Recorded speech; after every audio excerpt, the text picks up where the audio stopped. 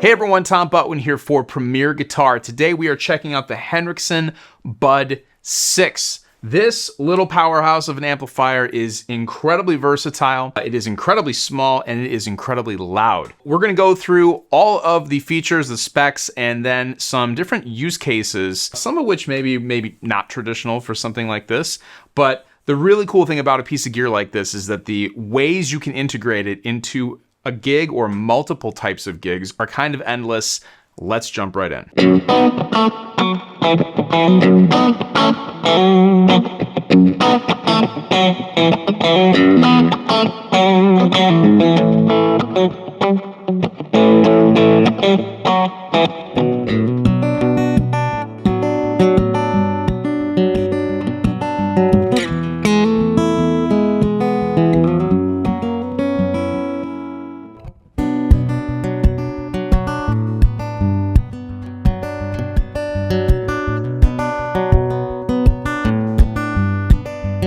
So first things first, this thing comes in at 9 by 9 by 9, a perfect cube for scale. I've got this Premier Guitar hat.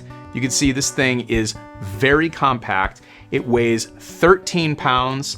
It's 120 watts, and it has a 6.5-inch Eminence Beta speaker with a tweeter. The way you are hearing it in this video, I have it mic'd up just off camera with a 57 and the Fentone ribbon microphone from Warm Audio. Now, of course, that's not really how it's meant to be heard. You really have to hear one of these things in a room, on a stage. So keep that in mind as you watch the video.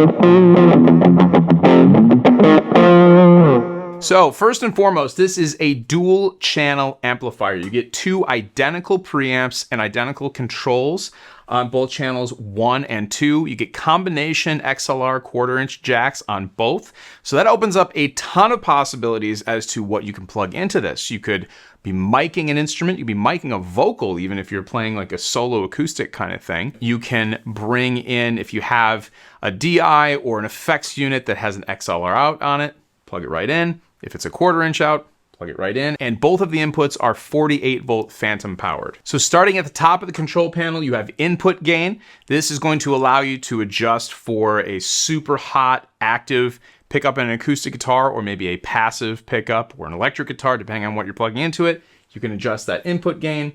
Obviously, we have the inputs we talked about. Then you've got the volume for each channel, which is like a mixer.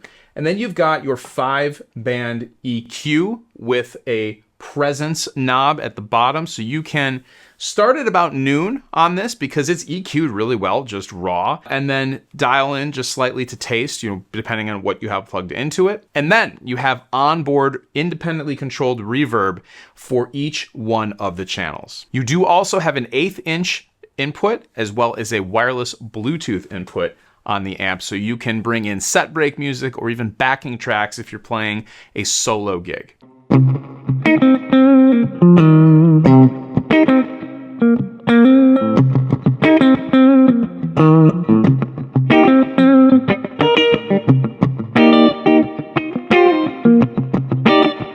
So often we see the Bud SIX from Henriksen being used by jazz guitar players. That was kind of the original intent. So we're talking really nice, round, clean tones. It's really great on acoustic guitar, which is generally a just acoustic guitar sound that's plugged in. But it also works really great as a pedal platform for electric guitar players. It gives you some really nice clean tones, some really great control with the EQ that we talked about and the onboard reverb. But you can bring in other sounds from your arsenal with this amplifier. In this case, what you're hearing when it's the electric guitar is the 4-cable method. And I'll explain that if you don't know what that is. Essentially what you have here is the guitar, one cable going from the guitar to an overdrive pedal.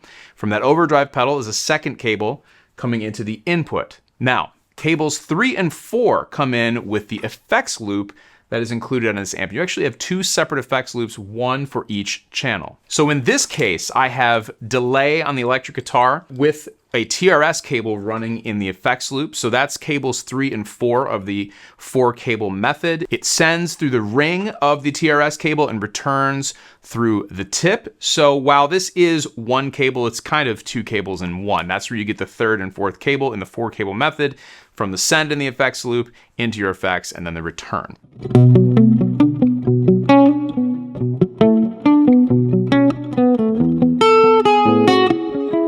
Now the effects loop on this is placed between the EQ section and the reverb. I'm doing sort of a 3-cable method with the acoustic guitar. I've got just the acoustic plug straight in, and then a chorus pedal in the loop of channel 2. Now, if the 5-band EQ is not enough control as it is on channel 2, you do have a bright switch. So this is going to boost those higher frequencies. It won't have as much of an effect if you have the input gain kind of brought down, which I do have because my acoustic guitar has a very hot active pickup in it. But as you increase that input gain, the bright switch is going to be much more apparent when you switch it on and off. So let's talk about the outputs on this amplifier. Really, really cool stuff here as well. You have an XLR out on the back. Now this is going to be post EQ, post reverb, and a sum of the 2 channels on this amplifier. Henriksen does make versions of this that are single channel amps, and in that case, that line out is not going to be affected by the volume because you only have one channel and you're sending it to presumably like front of house or recording. In this case, when you change the volume of channels 1 and 2, that is going to be reflected in the line out. So keep that in mind as you use it, but it's a great tool for if you're combining this with a larger PA, if you are recording, or if you want to send a direct signal anywhere that you might need to send it. You got the line out built right in. There's also a headphone jack on the back of this. Now, when you plug headphones into this, it actually defeats the speaker, so it's going to be silent. If you really like the tones you're getting out of this, or have a situation where you need a silent stage, you can basically turn this into a DI with an onboard mixer, and that will still allow you to use the line out, but the headphones will be where you can monitor the sound coming out of the amplifier. And if the 120 watts and 6.5-inch speaker with a tweeter is not enough for you, you do have an extension speaker output on the back of this, which is super cool. Again, just incredibly versatile. So many different ways you can use this amp, and adding an extension cabinet is another one of those ways. There's also a tweeter defeat switch. So you can switch off and on the tweeter on this amplifier, and it's connected into the chain with a high pass filter. So it actually doesn't change what's coming out of the main 6.5-inch speaker on the amp. So experiment with that. Depending on the room you're in, that's where that might be nice, or what you have plugged into it. Having the tweeter on or off may be more appropriate depending on the use case.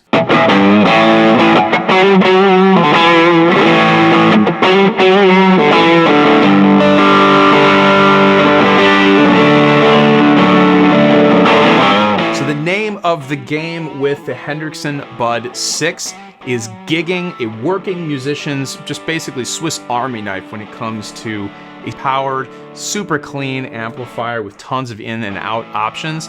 They have thought of that, and you get this great gig bag that the 9x9x9 cube amp footprint sits in. You've got a spot for cables in this bag as well. And something else that's really, really cool is this wedge. Now, it took me a minute to figure out what this was for, but when you fold it up and put the Velcro where it needs to go, this is actually a wedge, so you can get a tilt back on this amp, which is awesome. You know you don't want it aiming at your ankles. If that's how you have it set on the floor, you're not going to get the true picture of what it sounds like that way. So you can easily tilt it back, and then obviously probably display the Henriksen name there. They've basically thought of everything, even in the transportation and positioning of this amp. So a couple final notes on the Henriksen Bud SIX. These are made in the United States of America. Henriksen runs their own repair center and customer service. So if you have an issue with the amp, you're going to be going directly to them.